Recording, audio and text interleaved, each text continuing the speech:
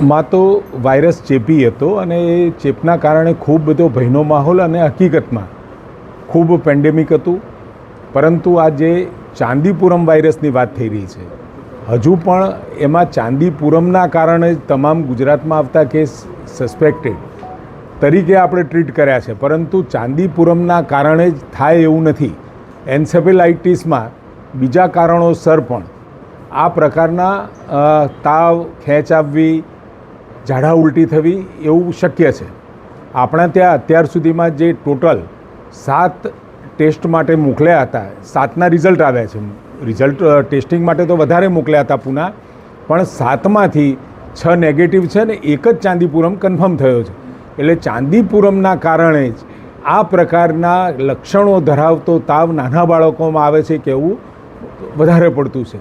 પરંતુ એન્સેફેલાઇટિસમાં તમામ પ્રકારની જે એડવાઇઝરી કે કોમન એડવાઇઝરી, જેમ સિમ્પ્ટોમેટિક કોરોનામાં પણ ટ્રીટમેન્ટ થતી હતી, એ જ રીતે આમાં પણ સિમ્પ્ટોમેટિક ટ્રીટમેન્ટ આપણે કરવાની રહે છે. તાવ હોય, ખેંચ છે કે મગજ ઉપર સોજો આવે, ઝાડા ઉલટી થાય, તો જે પ્રકારના લક્ષણો દેખાય એ પ્રકારની ટ્રીટમેન્ટ આમાં કરવાની રહે છે.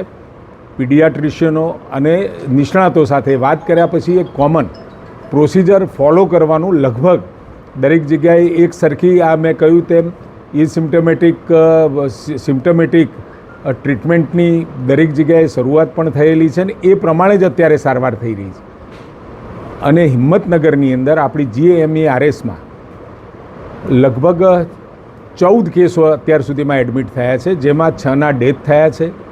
અત્યારે 7 દાખલ છે અને એકને ડિસ્ચાર્જ પણ આપણે કર્યું છે. અને આજે મેં જે જોયું એ પ્રમાણે 3 બાળકો સ્ટેબલ છે અને 3 બાળકો PICUમાં છે.